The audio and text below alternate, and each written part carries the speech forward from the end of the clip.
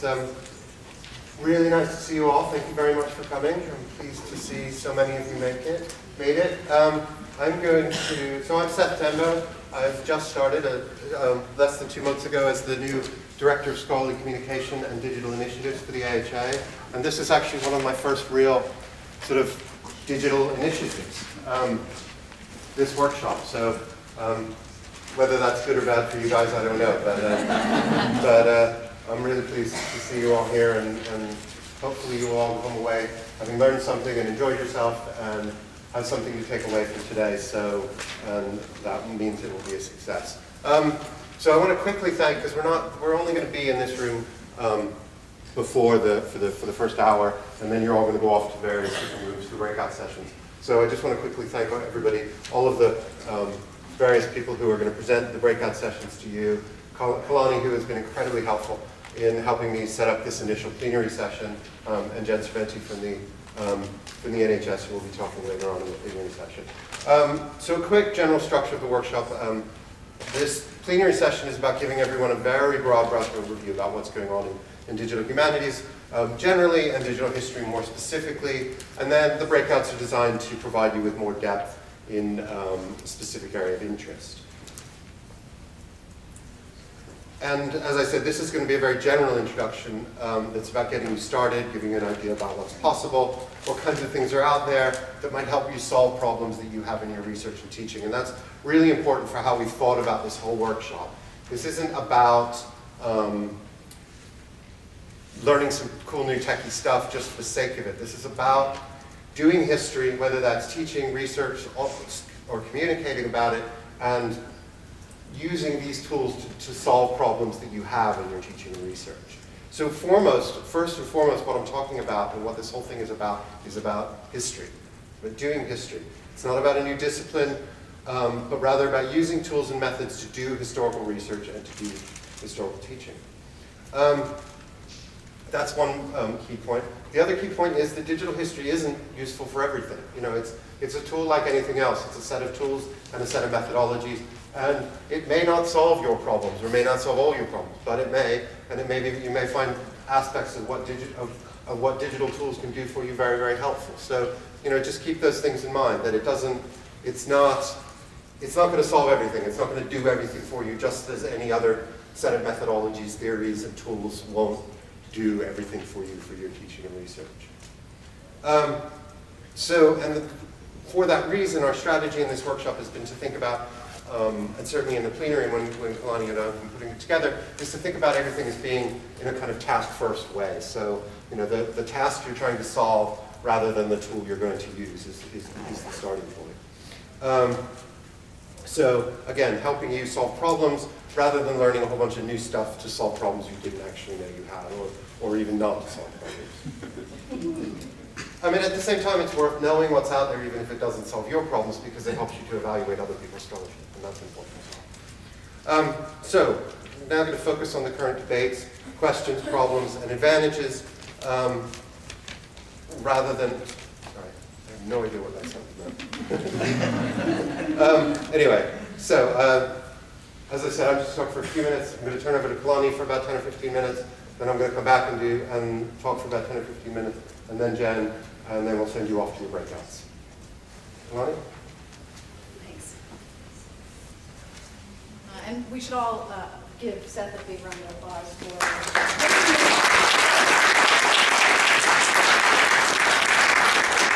his personality. Sorry. Yes. Two quick things. Marriott conference is the Wi-Fi code, and the password is AHA 2014. I think that'll work for the next 4 or 5 days.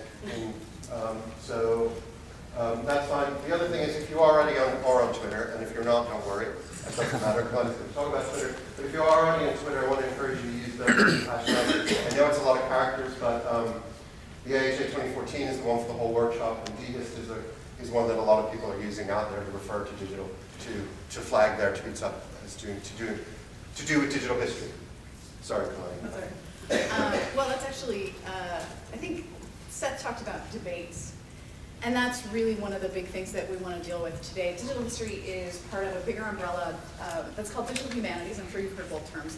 And like any good historiography, there's a lot of debate about what those two things are. So rather than recap the larger debate, which you could Google for, we're going to narrow our focus to digital history in order to show you some of the tools, projects, and practices that people out there have already labeled digital history, whether or not there's consensus. And then you can make your own decisions about the kinds of things you want to do in your day-to-day work as a historian, what you want to fit into your practice.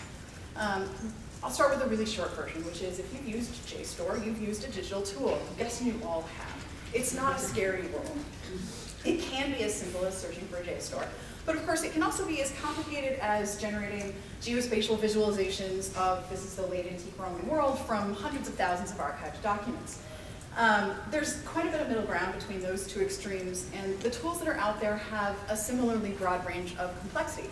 So because it's so complex, we're taking this task-first approach because it's more fruitful. It can mean selecting and using technology purposefully instead of just using whatever is in front of you because it's there or because it's cool. And that's a really important piece of this talk and of the breakout sessions that we all want to emphasize.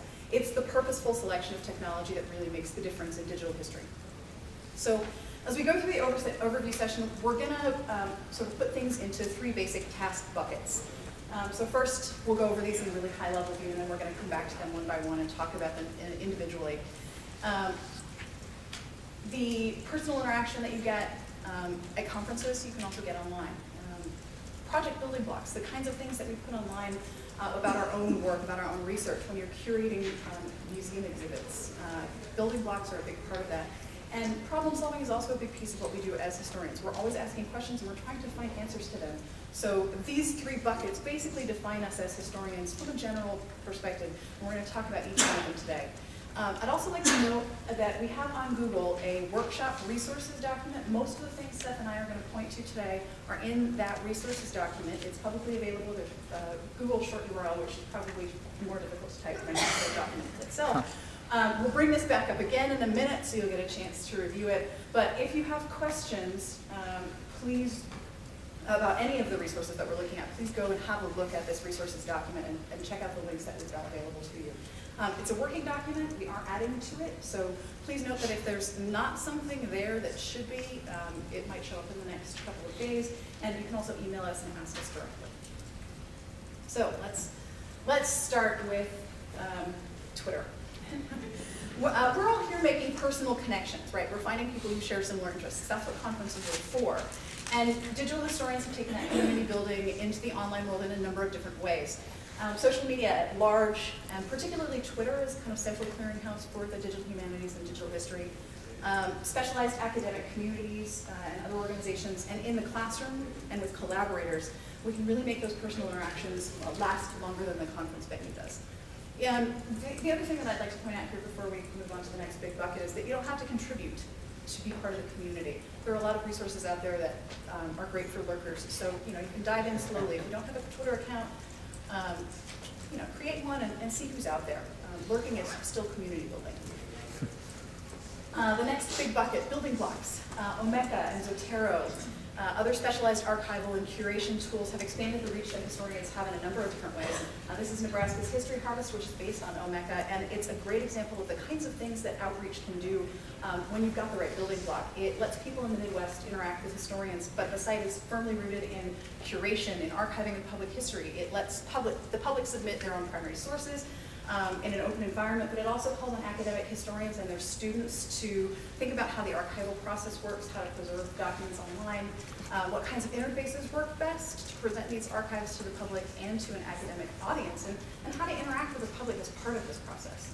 And then finally, problem solving. So new and, more importantly, more easily accessible technology means we can ask historical questions and show the answers that we formulated to those questions in different ways.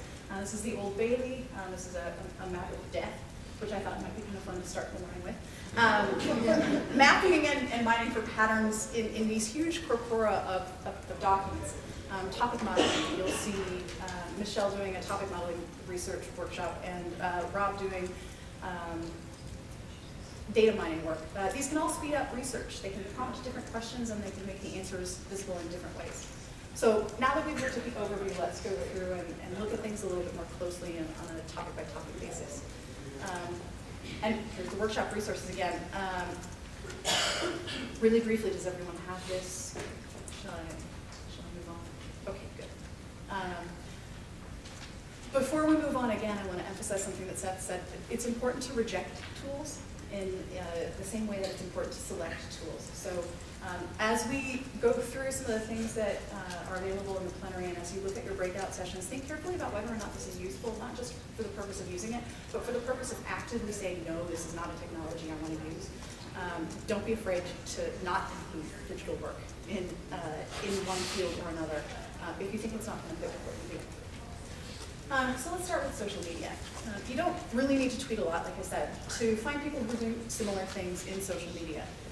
Hashtags, keywords for Twitter. This is Twitterstorians is the one that most often comes up. This is a really great visualization of the kinds of keywords and topics that digital historians on Twitter look at. The AHA actually put this together. Vanessa is with us, so this is her baby.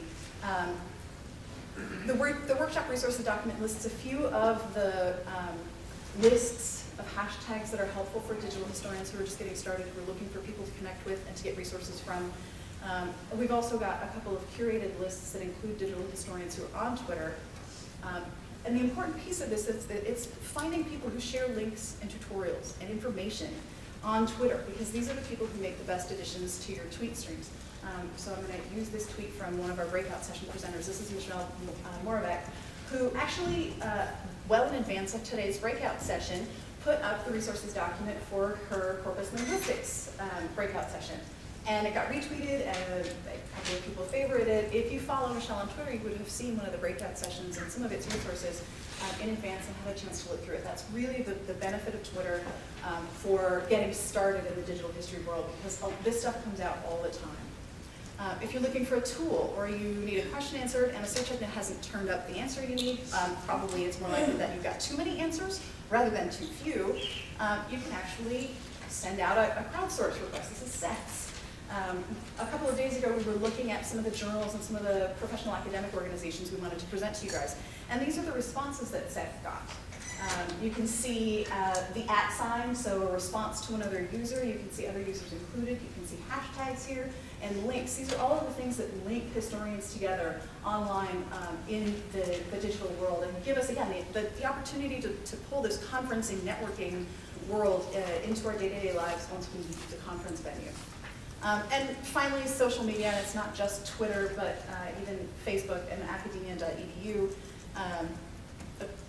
Sorry, I went too fast. They're great networking tools for finding collaborators. So again, this is a great way to think of finding new people to work with. If you've got the right kinds of connections on Twitter, you'll see new projects coming out, and you may see something that's right up your alley that you want to be involved in. Beyond the shorter interactions that social media provides is another layer of online community that's more connected to the traditional academic community that we're familiar with. AHA has, and some of you are signed up now for AHA Communities, an online community and resources that make it easier to connect with peers in a larger long-form format. Other groups like ADHO, the Alliance for Digital Humanities Organizations, and CenterNet, which is here, they're all online. They're oriented toward connecting a variety of digital humanities and digital history networks together under a larger digital humanities umbrella. Others, like Nebraska's Digital History Project, started out as university-based collaborative spaces, but they've expanded to the digital history world at large by inviting other historians in to build communities. And here I would point out the Directory of Digital Historians, which many of us have voluntarily signed up for. And again, this is a great place to go to get resources and to look for people who are in your community in the real world so that you can build a digital history community locally and not just online. Traditional journals like the Journal of American History have built extensions to their print versions so that you can see digital tools that augment the journal articles that are in the existing journal, get teaching resources. There are online-only publication spaces, like the Journal of Digital Humanities, that aggregates contents from blogs and other online sources, and then applies the peer review process to those and improves them. And then there are finally a kind of hybrid version of the publication world. This is commonplace from the American Antiquarian Society.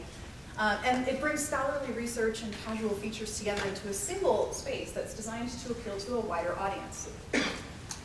And then finally, both the social media and the traditional academic community aspects of digital history contribute to what we do in the classroom. So our classroom practices can be pretty significantly different. This is an example from a Twitter version. I've actually built a private Twitter client for my students so that they wouldn't be bombarding people with vaguely pornographic information from Procopius' secret history of Justinian.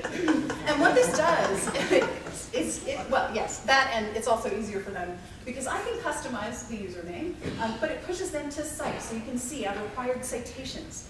It gives them a medium to translate archaic language into something that they understand. You can see they've actually talked about Procopius being a little bit too conservative for his own good. And it gives them a real-time communication channel that's more in keeping with their lives than email is. I know a lot of people who use Twitter to communicate with their students outside of class, to let them know if there's a pop quiz, to give them a question that they can respond to in class, to take questions during class from students who are less comfortable speaking up in front of a 200-person lecture. So while it's casual, Twitter can still be a very, very useful piece of media in your classroom practices. An equally casual website, Pinterest. This example uses Pinterest in a World War I class that helps students collect, source, cite, and even analyze some of the propaganda photos and other visual material from the Career War and the World War I periods.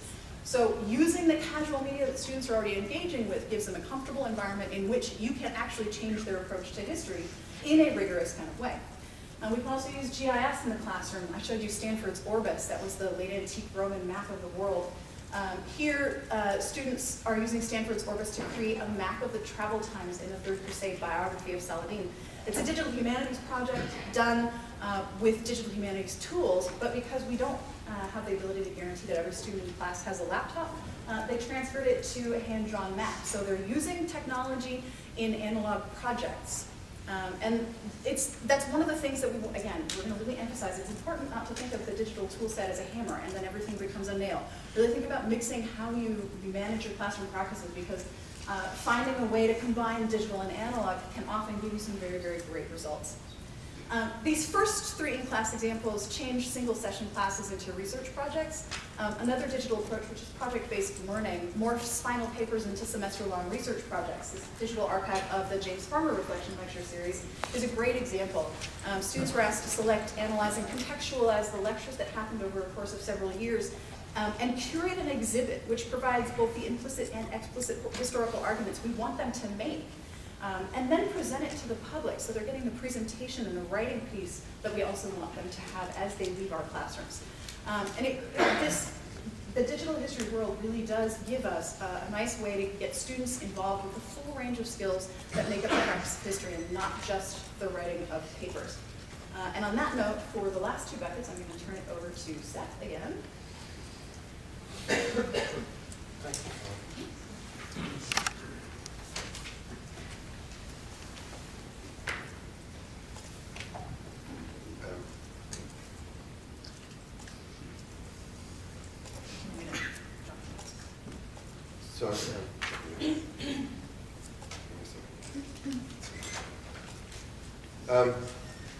So I'm going to talk a bit about project building blocks and getting started with various different aspects of the tools that you can use, and then I'm going to look at some of the ways in which they help you to address research questions and some methods that are in wide use among people doing digital history. Just really quickly, show of hands, how many of you use a citation manager, Zotero, EndNote, SciUlike, any of those? So a really good number of you. I mean, I think a lot of people use these tools without actually realizing that they're often really important building blocks for digital humanities, digital history type projects. So any tool, whether it's a kind of simple spreadsheet or a database of primary and secondary resources that you collected, can be used as the basis for a range of different types of analyses. And there's really just a picture of my Zotero, which for me is often a place where citations go to die, but at some point I will read a lot of these. And then, so Zotero can do, I'm just using Zotero as an example here, there are obviously other citation managers out there, but Zotero can do really cool things, like this is just a screenshot of me using it with the Chronicling America newspaper database.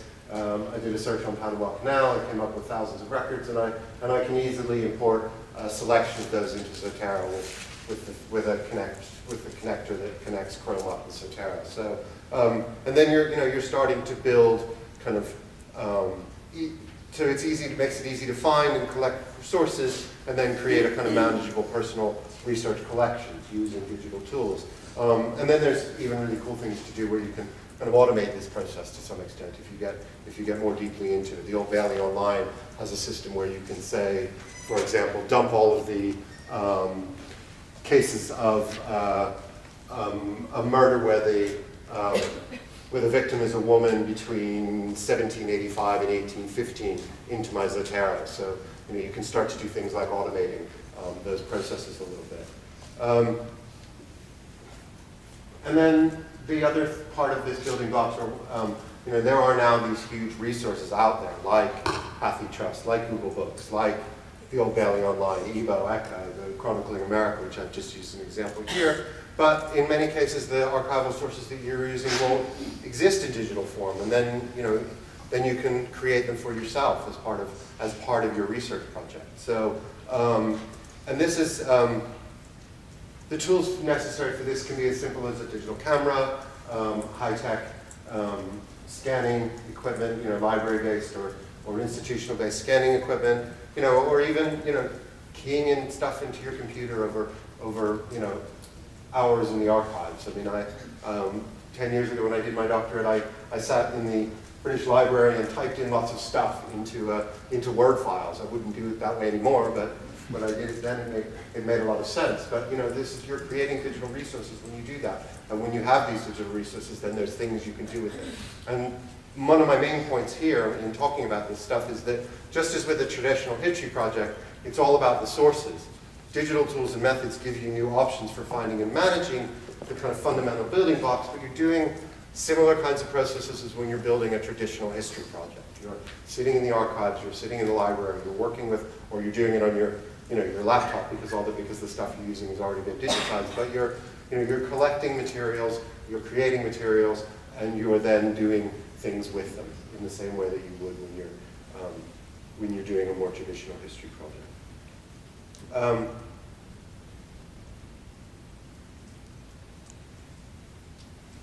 Two really important things about digital history is that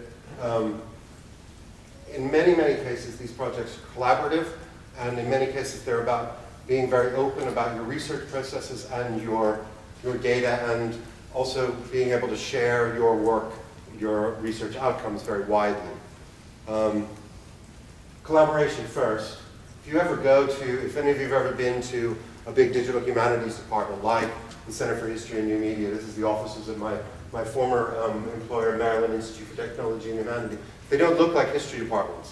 They've got lots of big open spaces. They've got lots of places where people can easily work in groups and work collaboratively. They don't, and that's really important to the ethos of a lot of what goes on in digital history and digital humanities. It's very driven by collaboration. Research is very project-based, and these projects, going backwards, usually involve teams that can include historians, software developers, project managers, archivists, librarians, and collaboration can mean everything from a single software developer working with an historian to build the project, to large-scale funded international collaborations between a range of different kinds of institutions. Project management. Once you have these big projects, they require a certain level of management. And Sharon's going to talk about this in her session, in her two sessions next. But I think historians do a lot of project management and pursuing their research agenda without realizing it. Building building a research project is, there is a level of project management in doing a doctorate, in writing a book. But it becomes even more necessary to have a good project plan and then to manage that plan when you're doing funded projects that involve large teams of people. Sorry, there's my little illustration for project management. And where there's a lot of moving parts and a lot of people involved and a lot of pieces to the project. The next important thing to think about is sharing. Kalani's talked about Omeka as a platform for sharing your, for doing the history that you're doing in a very public way. Sheila's going to talk about these in her session on Omeka, but it's a platform for collecting and curating sources, and again, there are other platforms, and then presenting and publishing them on the web. And digital tools allow, even the most simple digital tools, often allow for the sharing of research in very new and exciting ways. And it allows you to build a project that is much more engaged with your audience from the beginning. And I think that's one of the things that's very exciting about digital tools. Kalani talked about this a little bit in terms of the teaching. Screenshot of Omeka behind here on my clicks. Crowdsourcing. Another valuable method for building projects and speeding up source creation or curation, by which I mean sort of correction or annotation. Projects like Transcribe Bentham, which has used the labor of volunteers to take Jeremy Bentham's vast papers and digitize them, is a good example. The other one that often people talk about is this project from in Australia called Trove Australia. They've done amazing things with crowdsourcing. I'm going to have to walk over here now because I just want to read some of these figures. But they digitize a whole lot of newspapers, and they get like thousands of people adding enhancements, correcting them. There's over 125-something thousand people have made text corrections to newspapers on Trove Australia yesterday. It says today, it's not yesterday.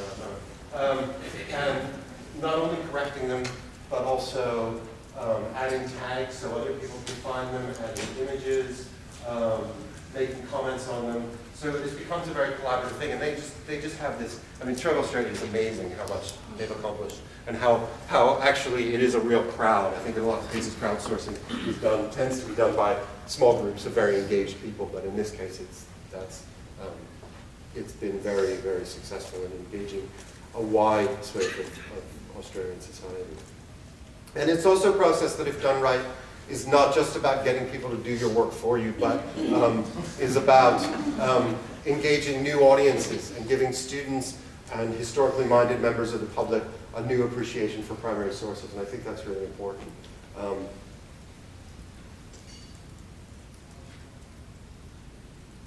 We're going to go on to talk a little bit about problem solving now. This is the third of our large categories, and talk a little bit about some of the popular methods in digital history at the moment. I'm just going to talk about three very generally. There are lots more out there. These are just some of the ones that people are doing a lot of at the moment. The first of these is text mining. There are a number of approaches, a number of ways of doing text mining. Michelle and Rob will be talking about two different ones in their sessions. But text mining as a method describes machine-driven analysis of large-scale textual corpora. It's used as a means to address research questions to a set of texts that are usually too large to be read. And these techniques and tools are about finding patterns in those texts in order to provide the historian, in many cases, in order to provide a starting point for analysis. And I'm not going to say any more about that because I'll leave the session leaders to do that in their sessions. The next one is network analysis. My example from here is from one of the most widely talked about networking projects, but this is a project at Stanford called Mapping the Republic of Letters. And this is a tool they developed, which is online. Anybody can go online and use this, which allows the user to easily visualize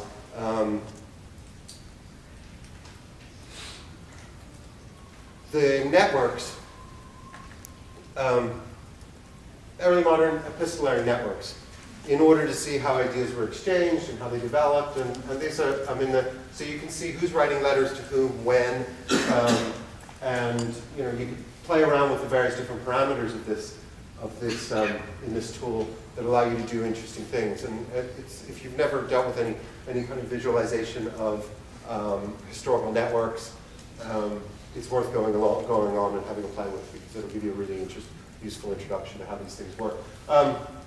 And that's another thing. Visualization is an important facet of a lot of what people are doing with digital tools.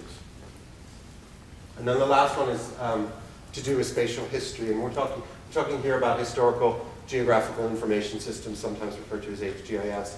And what these do is they combine kind of databases and maps to allow for analysis that can give you systematic approaches to questions to do with time and place.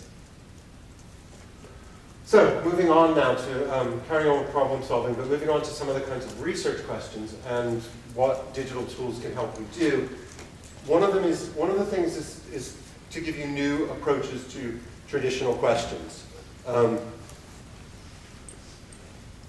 Much as social history, cultural history, women's history, etc., have given historians new methods and tools for approaching their sources, digital history has opened up new avenues for historical scholarship.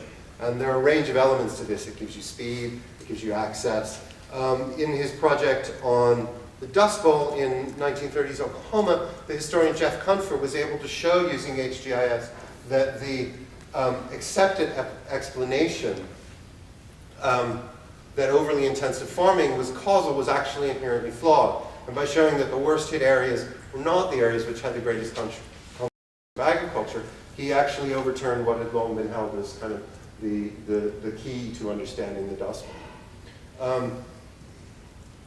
This is another little example, and the ways in which computational power allows you new approaches. This is an example from some work done by a guy called Cameron Blevins, and he's written some very interesting blog posts about this. Laura Ulrich talks in her book, A Midwife's Tale, about the problem of using Martha Ballard's diary, which had been kept over 27 years and includes over 10,000 entries. I mean, it's this kind of huge volume of material, and there's a limit to how much a single scholar can do with this. But Cameron has done some work on this diary using text mining. His particular approach is topic modeling. And it allows him to gain new insights into the importance of various aspects of her daily life, or the extent to which she's talking about them in her diary over the course of years that Ballard keeps her diary. And I think this was a graph of where she's using words that refer to domestic chores and housework. So you can see over the course of the years how that's happening, and it gives you new kinds of insights into your material, especially when you're talking about large volumes of material. So those are just a couple of very quick examples of the kinds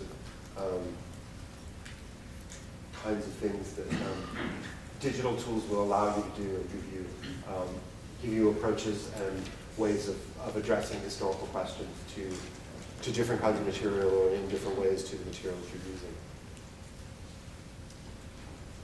Right, what now? So where do we go from here? Obviously, the first thing we do is go to attend the breakout sessions you signed up for. If you haven't signed up, a fair number of you signed up online. Most of the rest of you signed up outside before you came in. If you came in late and haven't signed up for sessions, there's sign-up sheets out in the hallway, or just kind of go to the session you want to go to.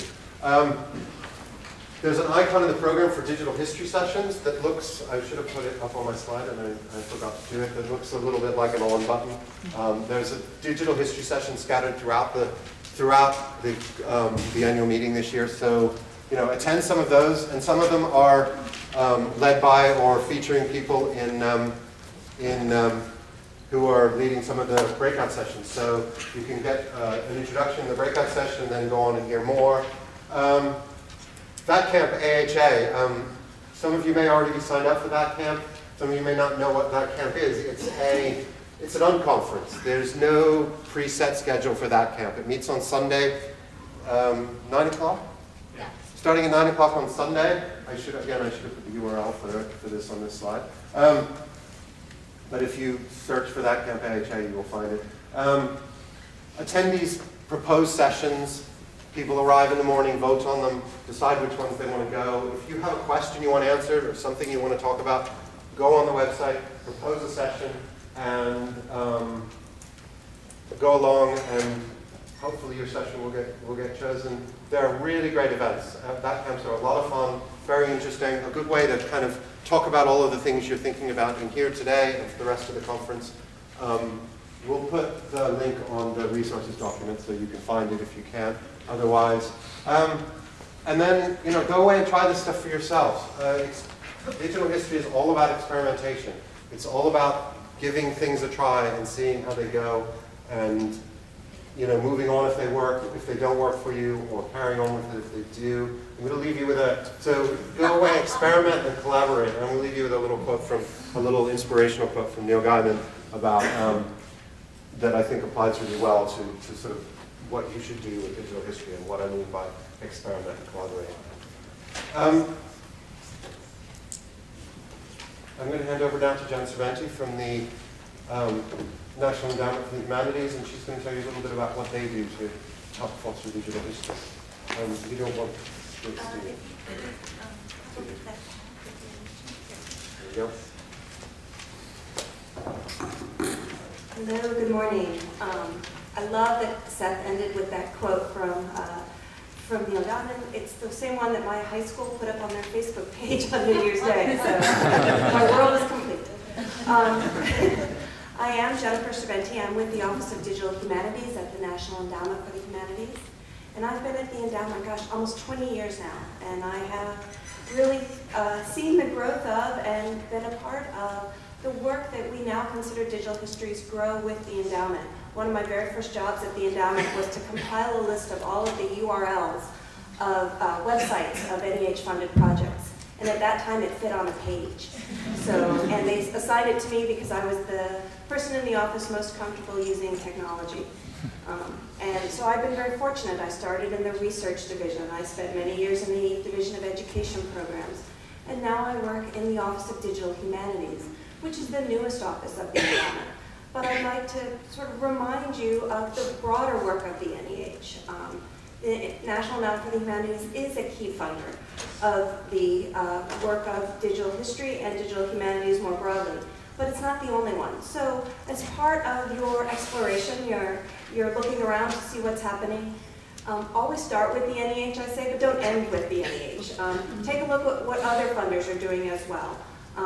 The Andrew Mellon Foundation has funded a lot of work. The Institute of Museum and Library Services has funded a lot of resource development that would be useful, I would imagine, for work in digital history. The Council on Library and Information Resources, State Humanities Councils. I cannot emphasize enough the wonderful role that the State Humanities Councils play, particularly in the discipline of history and supporting that work. But you're here to hear about the NEH. So what can NEH do for you? And what do you need to do to prepare for applying for NEH funding? We do have about 60 grant programs at this moment, and they do change over time.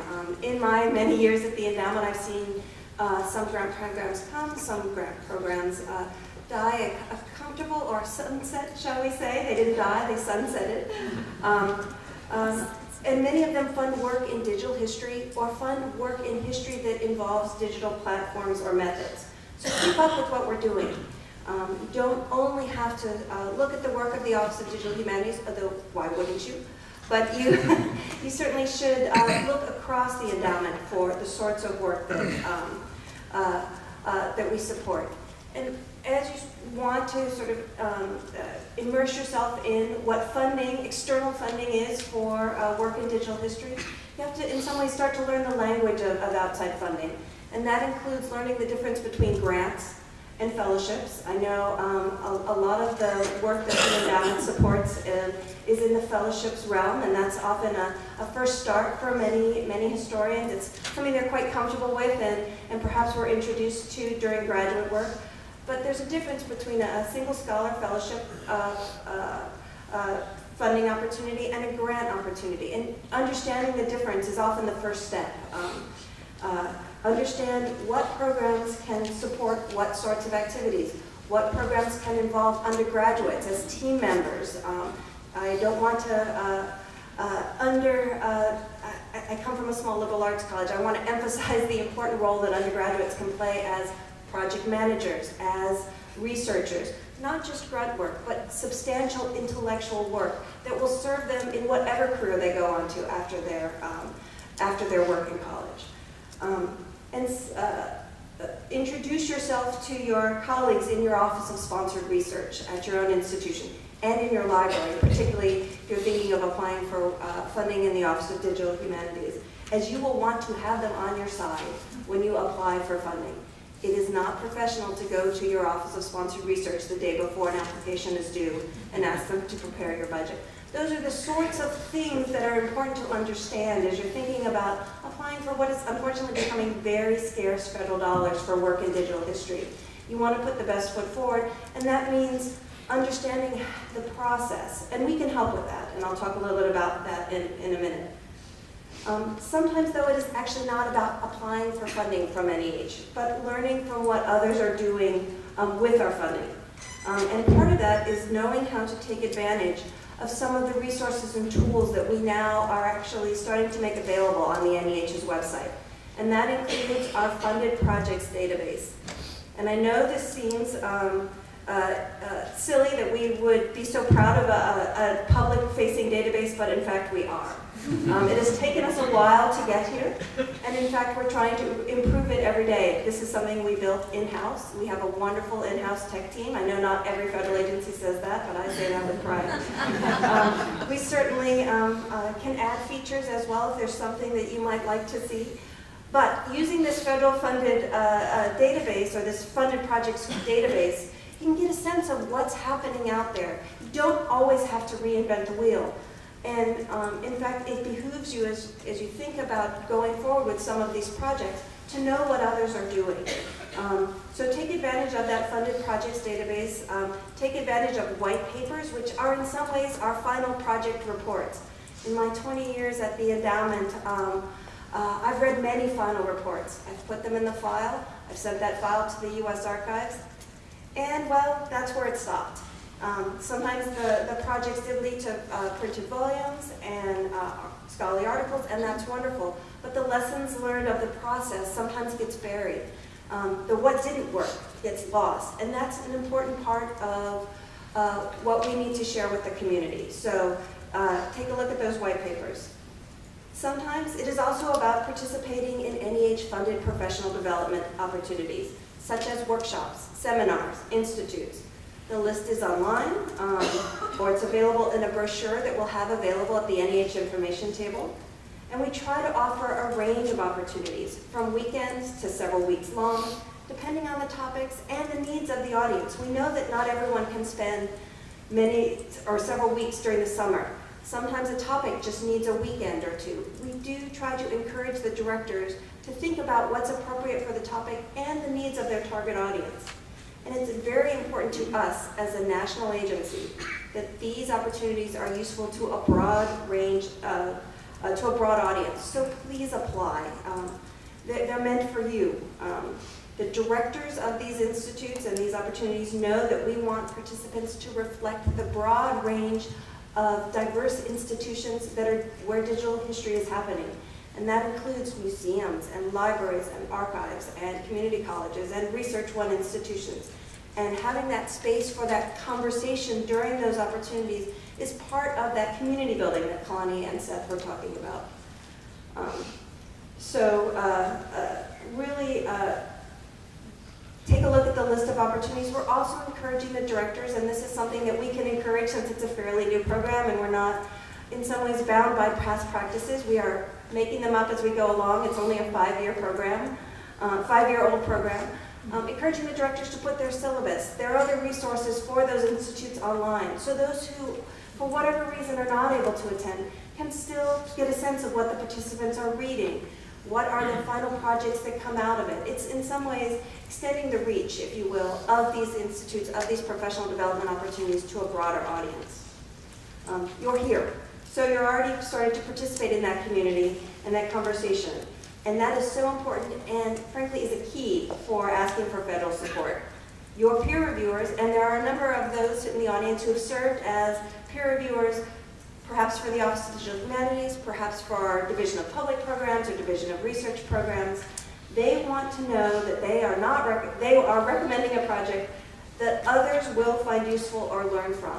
A project, particularly in the Office of Digital Humanities, that starts and ends with a single institution, these days is less competitive than one that draws in sort of that broader audience. Use the connections that you are making to be able to demonstrate that others are interested in what you're doing and are interested in learning from what works and what didn't work. Have an advisory board. You now know some advisors that could be part of that project. So, you think you're ready to apply for NEH funds. What do? You find the right grant program. And that can be challenging because we have so many. So what does that mean? So browse through the guidelines. We've put some resources to help you get started, but part of it is also, let's see, you can tell I'm a PC user here. Here we go. So take a look at what we have. Yes, we are our best places to work in Washington, and I'm proud of that. Take a look at some of the resources we've had available if you're doing research. And I don't want to push you away from the notion of fellowships and summer stipends. We still fund that sort of work. That's an incredibly important part of the spectrum of funding needs that we support. And I can't imagine that going away anytime soon. But I also want to encourage you to think about collaborative projects across the agency. When you think you're ready to apply for funds, read the guidelines that might be appropriate. And don't stop with just one program. Often there's a number of programs that different parts of a larger project could be supported from. And that's okay. But take a look at past award lists, samples, frequently asked questions. We've always had these available, but we now actually have a platform where you don't have to call us and ask us for it. I don't have to mail them out anymore, which is what I used to have to do. You can actually tap into them now. We want to make them available, and we want you to use them as guideposts. But if you have no other takeaway from my talk right now, it is always, always, always ask for help. We can help to direct you to the most appropriate program. If you're afraid to call the big bad NEH, which frankly is not all that big and is very not bad, you should start with me. You know me now. I know you. If you're not sure, I also know my colleagues in other offices and divisions, and in fact, there's one here in the audience as well, which is nice. I'll help. It's my job. It's frankly what you pay me for, so thank you. We are a federal agency, so part of our job is to help you find the right grant program, or to be very honest and say, actually, you're not quite ready, or it might be more appropriate for another federal agency, or this is what you need to do to be competitive. We know our grant programs are, the bar is pretty high these days, frankly, and we ask a lot of you. We want you to put your best foot forward. Let us help you do that. I am one of two Jennifers at the NEH, which is, frankly, if your name Jennifer, is shocking. So if you can't remember, and the other Jennifer and I, we always sort of do have to share emails back and forth. Sometimes they're directed to the wrong Jennifer. But you should start off by sending me an email if you're just not sure. But also, take advantage of those resources we have. All of the programs have their own emails, and they're all answered by very nice people. They can respond to your questions if you have about particular grant programs. So that's your takeaway from this. Ask for help, because that's what we want to do. I do have one final request, though, that you share that list of professional development opportunities with your colleagues who couldn't be here. They are meant across different disciplines, and in fact, that's one of the wonderful things about many of those professional development opportunities, the opportunity to learn what is happening in philosophy, and in anthropology, and in literature. A lot of those methods really could speak to some of the work that's being done in digital history as well. Take advantage of that opportunity to meet those. I will say there's going to be one that was funded this year through the Institute for Advanced Topics in the Digital Humanities program that will be held at George Mason University, that's specifically directed at mid-career historians, led by Sheila Brennan and Sharon Leone here in the audience. So One specifically for your discipline. We've done other ones specifically for other disciplines. But certainly we want you to share that opportunity and share, in some ways, the broad range of opportunities that the NEH offers with your colleagues. And you should also have your colleagues call me too if they have questions, or call any one of the many NEH staff members if you have questions. Actually, I have two more final things. Since no one's cut me off yet, I'll just keep talking. I come from a large family, so I'll just talk and talk and talk. There will be an NEH Information Table at the AHA. You should certainly stop by and pick up some of our literature if you want. There will also be friendly NEH staff members at that table if you have specific questions. We can try to answer them. If you've received an NEH award, we always like to talk to some of our grantees. That's something we miss. We don't often get an opportunity to meet all of our grantees, and it's always nice if you'd like to say hello and introduce yourself. That's a fun part of our job. We spend most of our time, I'm afraid, telling people they unfortunately weren't funded. So meeting someone who was funded is really a highlight of our job. We will also have an NEH Grant Opportunity Session tomorrow from 10:30 to 12. If you're interested, I know it's up against several wonderful digital history sessions, so it's often sort of choosing from a number of different ones. But if your schedule permits and you want to sort of in some ways hear from someone from the Division of Public Programs, someone from the Division of Research Programs, we will have representatives from all of the offices and divisions at NEH. So you will be able to in some ways put faces to all of our grant programs. And we would love to have you in that session as well. It's a great sort of way of starting your entree into the endowment. So thank you. I'm so pleased to meet all of you. I'm a member of the AHA, so I'm on AHA Community, so you can find me that way as well. I was very pleased to see the range of participants in this session, and I hope to hear from you or to see your names pop up as Institute participants. And frankly, that means you're all future panelists for me as well. So, not to be creepy stalker government official, but I'm always looking for fresh perspectives to be review panel to serve on our review panels as well. So, it's a good way of being part of that broader community as well. So, thank you.